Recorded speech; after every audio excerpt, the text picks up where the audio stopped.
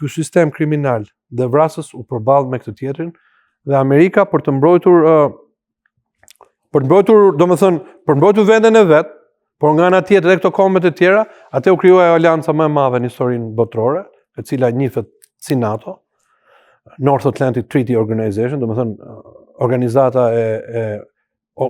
organizata e traktatit të shteteve të Atlantikut Veriut, kështu quhet, Atlantikut Veriut, dhe kjo shërbeu si deterrence, kjo shërbeu që mos shtyeshin më tutje. Që Rusia të kuptonte se nuk mund të merrte territorë të tjera ose sulmonte. Po Rusia gjithsesi, ato shtetet që kishte nën kontroll, ajo për shembull Rusia ka bërë në vitin bëri në Hungari, hoqi Imre Nagin, në kohën e revolucionit hungarez, që fatkeqësisht, më mend se libra që kundër revolucionit, ishte revolucioni i pastër. Imre Nagy u ngrit kundër dhunës sovjetike, kundër atij sistemi, dhe pastaj në pranverën e Pragës vitit 68, kur Çekoslovakët, Çekia, u ngrit kundër sistemit. Kjo është lufta e ftohtë e cila shkoi për rreth 45 vjet dhe në përfundim të saj, fitoria e takoi Shtetet e Bashkuara të Amerikës, si sistemi i cili provoi që është sistemi i cili funksionon, është sistemi drejt dhe ngrihet kundër krimeve dhe dhunës që ishte në anën tjetër të botës. Kjo ka rëndësi shumë të madhe, se ne si kom nuk duhet të harrojmë kur këtë. Ne përpiqemi të harrojmë, sepse kemi dalë, janë larg ato vite, por nuk mund të harrohet, sepse dhe fatkeqësitë e sotme të kombit ton janë për shkak të atij sistemi. Ne kemi 80 vjet si komb që ndodhemi nën pushtetin komunist dhe pastaj në pushtetin e dy partive neokomuniste, që shahen me njëra tjetrën, por bëjnë gjithçka për të minuar drejtat e kombit ton. Bëjnë ato ligje elektorale të tmerrshme, kriminale. Se themi se Amerika është vendi i emigrantëve dhe çfarë është ëndra amerikane në këndvështrimin tuaj, pasi ju e jepni këtë edhe mësim? Ëndra amerikane, po që se japim si koncept për kufizimi, është aftësia për të ecur përpara në mënyrë mobile, aftësia për të ngritur lart, aftësia për të filluar këtu dhe për të shkuar lart. Kjo është ëndra amerikane, po që se e themi si koncept. Mundësia ëndra amerikane është mundësia që Shtetet e Bashkuara, ky sistem i krijuar këtu, i jep çdo njeriu që të arrijë atë që quhet kërkimi i lumturisë. Kjo është ëndra amerikane. Që në këtë vend, nëse ti punon fort, ti zbaton ligjet, nëse njeriu, dikush që vjen, do që të afirmohet në jetë, sistemi në vetvete nuk sjell asnjë lloj pengese që ti t'i arrisësh këto gjëra. Në të kundërt, ndihmon që t'i arrisësh. Nuk krijon barriera artificiale që ti të konfirmohesh në jetë. Nëse marrim vitet 50, ëndra amerikane ishte kjo, mendoj që ishte një shtëpi, e cila kishte një gardh bardh, dhe brenda gardhit ishte gruaja me fëmijët dhe ti ktheheshe nga puna, burri punonte, gruaja rinte në shtëpi, riste fëmijët. Në atë kohë filloi televizori që të bëhej si mjet komunikimi, dhe ëndra amerikane ishte pasja e shtëpisë me gruan, me fëmijët, dhe ti si ai që fiton bukën, the breadwinner, burri, ishte në gjendje që t'i siguronte familjes gjitha këtë lloj komoditete duke punuar. Dhe ti mund të arrisësh këtë. Tani, ëndra amerikane ka aspekte ndryshme. Dikush do që të arrijë ëndrën amerikane në rafshin financiar. Do që të bëhet sa më i pasur. Dikush, mund të futem edhe unë këtë grup, do që të arrijë ëndrën amerikane në rafshin e ndjenjës lirisë, në rafshin e aftësisë për qenë kreativ, në rafshin e asaj që mund të thot fjalën e vet kudo dhe mund të jetë vetvetja në çdo situatë. Në rafshin e asaj që mundet që të krijojë një sistem për veten e tij, në të cilin ai të ndihet i kënaqur. Të ndihet i kënaqur me atë që bën, të ndihet i kënaqur me atë që ka arritur. Kuptohet që gjitha këto të tjerat janë, është edhe ai ligji, the rule of the thumb, ligji i gishtit të madh, që ti bën atë që do dhe paguhesh për atë. Qofse ti ke dëshirë që të bëhesh mjek, bëu mjek dhe pagu për atë që bën. Qofse ti ke dëshirë që të bëhesh profesor ose pedagog, s'kam zgjedhur unë. Unë bëj atë që bëj dhe domethënë aftësia për të arritur atje kudo. Dhe kjo më e prekshme, ëndra amerikane më e prekshme bëhet sidomos për emigrantët. Për ata njerëz që vijnë nga një botë tjetër, nga një botë që pak a shumë i ka privuar nga drejtat e tyre. Dhe këta emigrantë kur vinë këtu dhe gjejnë të gjitha këto drejta që ky vend i garanton dhe që ky vend u jep.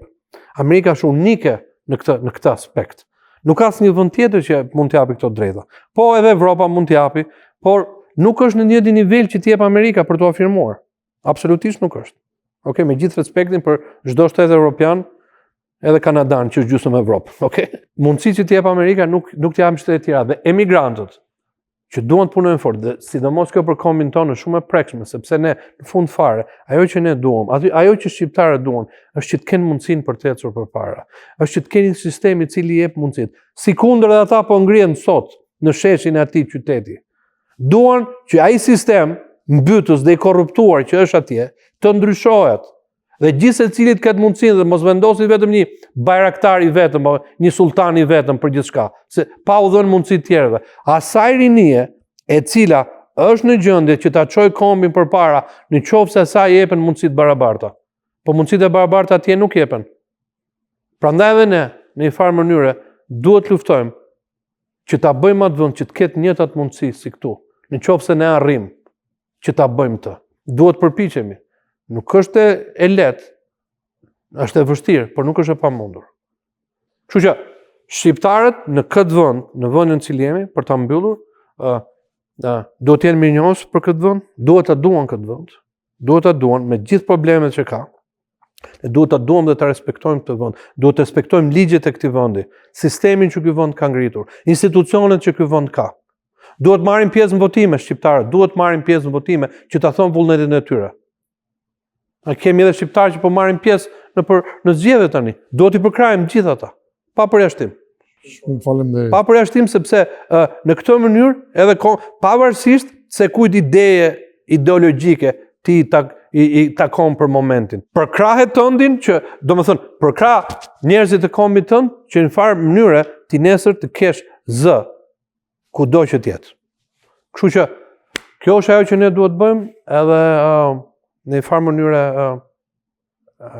kjo do ishte edhe arritja e ëndrës sonë amerikane.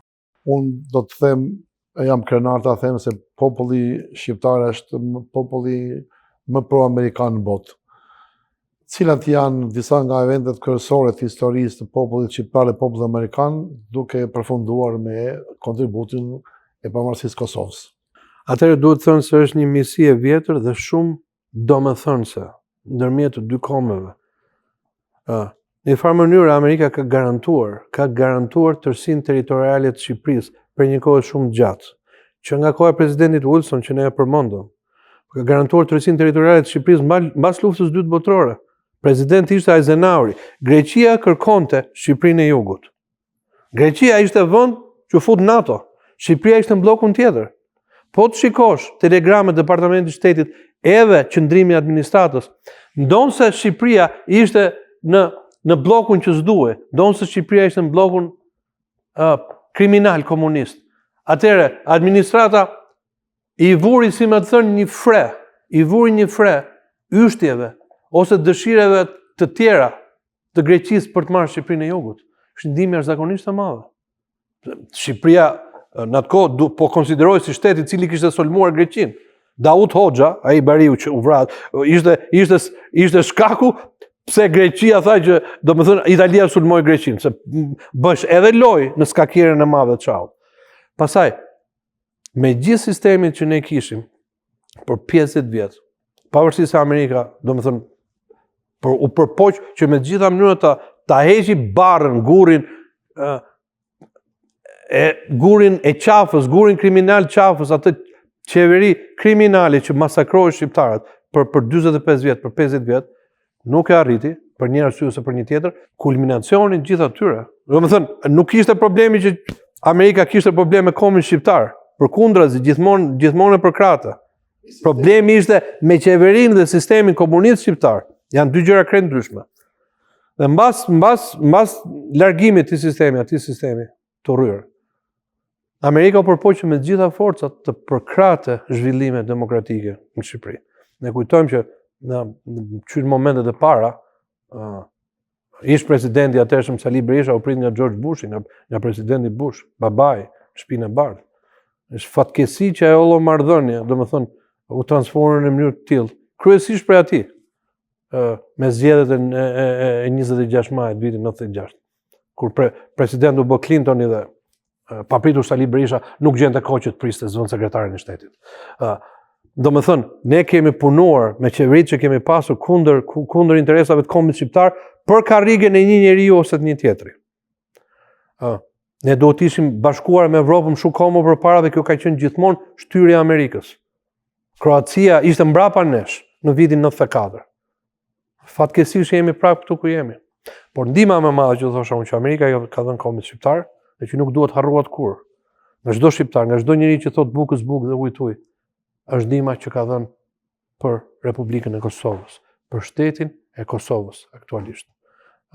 Pa ndihmën e Shtetit Bashkuara nuk do kishte kurrë Kosovë dhe kjo nuk duhet harruar. Nuk duhet harruar nga gjithë ata që fillojnë të lomotisin poshtë e lartë kundër Amerikës së një presidencë apo një tjetre. Se gjithë knaqur nuk mund të jenë, mund të ketë gabime, ka shumë gabime, okay? Por nuk duhet të harruar veprimin që Amerika bëri. Mori anën e një kombi i cili po terrorizoi nga barbarët serb në mes të asaj lufte. Dhe për 87 ditë e detyroi Serbin të largohen nga Kosova.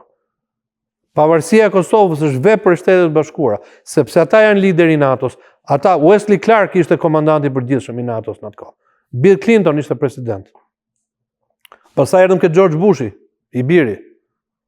Nuk po e shqytojmë, gabimet mund të jenë lufta në Irak e të tjera, nuk shkojmë atje. Ajo që ka bërë për Kosovën, njohja e saj. Një ditë mbasi Kosova shpalli pavarësinë. Rasti tjetër ka ndodhur vetëm kur Roosevelt i njohti Panaman. Një ditë më vonë. Edhe mori me vete gjithë shtetet e tjera të Evropës perëndimore, Francën, Anglinë. Kuptohet Turqia patjetër që do ta mbështesë Shqipëria e tjera. Kështu që të gjitha këto ngjarje nuk duhet harruar. Marrëdhënia shqiptaro-amerikane është esenciale. Këtë duhet ta mbajmë mend çdo kush, çdo njeri.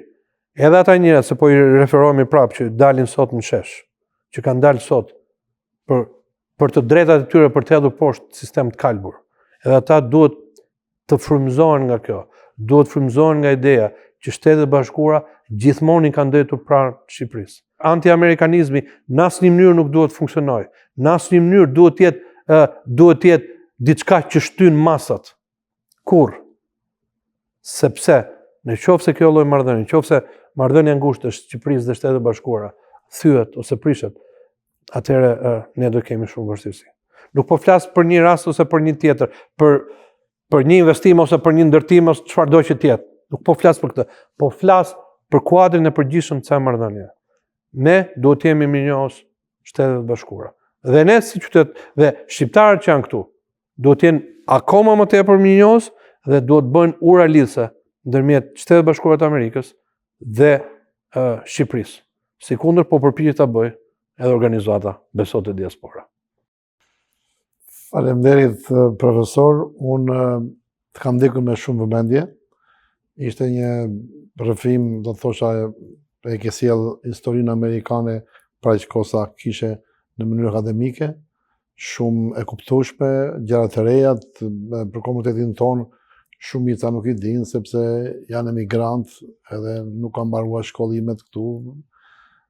Vetë fakti juaj që thjesht profesor e të japësh historinë e Shtetit Bashkuar të Amerikës duke qenë emigrant është një sukses i madh. Edhe unë të falenderoj, ju keni arritur ëndrrën tuaj, me shpresë që të shikojmë përsëri, të flasim me intimitet edhe për kontributin tuaj që keni dhënë në komunitet. Shikues të nderuar, më takon ta them tani në fund se profesor Zaloshja është edhe një nga iniciatorët, aktualisht është edhe drejtues, pra thelmelues dhe drejtues i shoqatës Besot e Diaspora, e cila si asnjë shoqatë tjetër ka hedhur në aksion dhe kanë propozuar me firma me rrugë të drejta, duke i njohur institucionet edhe ato shqiptare dhe kërkojnë për të hapur një konsullat këtu në Shtetet e Bashkuara të Amerikës dhe konkretisht në Michigan. Mendoj se do të jetë një gjë shumë e mirë, hapja e zyre do të jetë një shërbim i shpejt, i pranishëm dhe shumë i volitshëm për komunitetin tonë. Do të jemi më afër Shqipërisë dhe ata do na kenë më afër neve. Unë ju falenderoj juve si kryetar nëpërmjet jush të gjithë stafin që ju e keni dhe të gjithë anëtarët e shoqatës tuaj, televizionit do t'ju mbështesin gjithmonë. Faleminderit shumë për ftesën, edhe ishte kënaqësi që ishte. Besoj se ishte bisedë me u kënaqa. Duke i uruar edhe shikuesve, të gjithë shqiptar-amerikanëve, të gjithë amerikanët duke janë gëzuar 250 dhjetorin e pavarësisë të Amerikës, dhe miru pafshim me një të ftuar tjetër. Faleminderit profesor. God bless America. Shumë faleminderit. God bless you.